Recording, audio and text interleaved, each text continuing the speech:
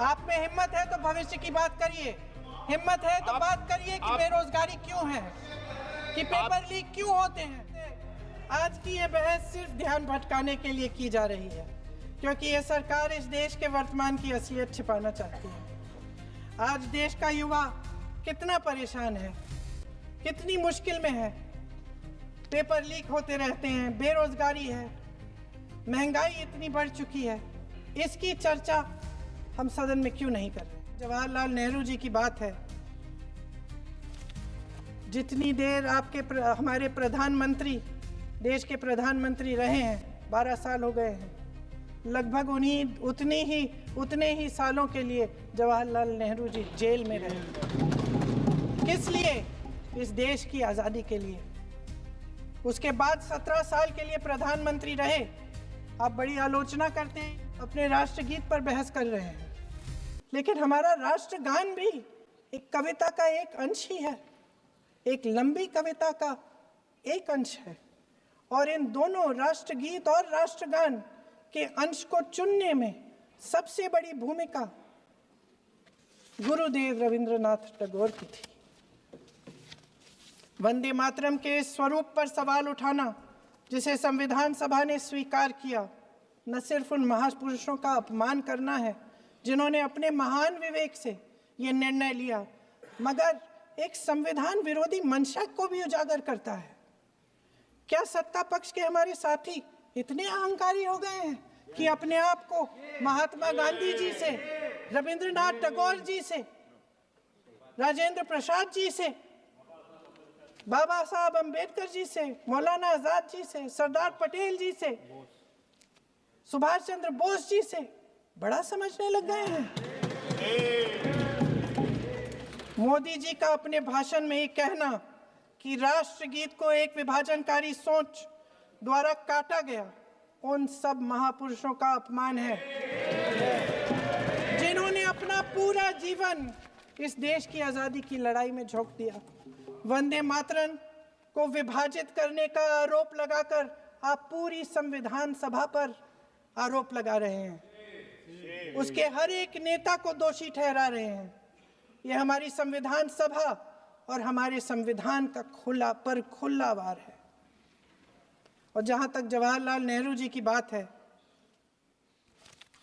जितनी देर हमारे प्रधानमंत्री देश के प्रधानमंत्री रहे हैं, 12 साल हो गए हैं, लगभग उतने ही सालों के लिए जवाहरलाल नेहरू जी जेल में रहे। किस लिए? इस देश की आज़ादी के लिए। उसके बाद 17 साल के लिए प्रधानमंत्री रहे। आप बड़ी आलोचना करते हैं इनकी, लेकिन अगर इन्होंने इसरो नहीं बनाया होता तो आज आपका मंगलयान नहीं होता। अगर DRDO नहीं बनाया होता तो तेजस नहीं बनता। अगर IIT और IIM नहीं बनाए होते तो हम आज IT में आगे नहीं होते। अगर एम्स नहीं बनाया होता तो हम कोरोना की जब बड़ी चुनौती का सामना कैसे करते? हाँ, वही बना कुछ भी। इसका मतलब है इस मुद्दे का जवाब नहीं है आपके पास है?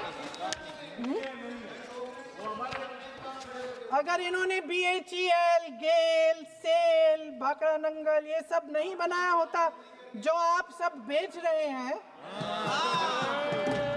तो ये विकसित भारत कैसे बनता? और मत कहिए बाकी। पंडित जवाहरलाल नेहरू इस देश के लिए जिए। सुन लीजिए, बेच लो यार, और बाकी भी बेच देंगे। पंडित जवाहरलाल नेहरू इस देश के लिए जिए और देश की सेवा करते करते उन्होंने दम तोड़ा। महोदय, आज की ये बहस सिर्फ ध्यान भटकाने के लिए की जा रही है, क्योंकि ये सरकार इस देश के वर्तमान की असलियत छिपाना चाहती है। आज देश का युवा कितना परेशान है, कितनी मुश्किल में है। पेपर लीक होते रहते हैं, बेरोजगारी है, महंगाई इतनी बढ़ चुकी है। इसकी चर्चा हम सदन में क्यों नहीं कर रहे हैं? आरक्षण के साथ जो हो रहा खिलवाड़ है, उसकी चर्चा हम यहाँ क्यों नहीं कर रहे हैं? महिलाओं की बात होगी, बड़े बड़े ऐलान होंगे, मगर उनकी परिस्थितियों को सुधारने के लिए कोई ठोस कदम यहाँ क्यों नहीं उठाया जा रहा है? इन्हीं दरवाजों के बाहर खड़े होकर पत्रकार तरह तरह, आपने कहा कि आरोप मत लगाइए बगैर तथ्य के, तो मैं बोलूं कि नहीं बोलूं? नहीं, बिल्कुल नहीं। सर क्यों नहीं? नो, आप उधर की बात मत बोलो। आप जल्दी से बोल लेते हो, फिर आप सदन में बंद जो कर कुछ देना। भी बोले हैं वो तथ्यों से बोले। आपको हर चीज ऑथेंटिक करनी पड़ेगी, इसलिए आप तथ्यों से बोले। तत्ते पे लगाए। अच्छा सर, बड़े बड़े शहरों में प्रदूषण है, लेकिन हम इस सदन में बैठकर सिर्फ छोटी छोटी बातें करेंगे। जी,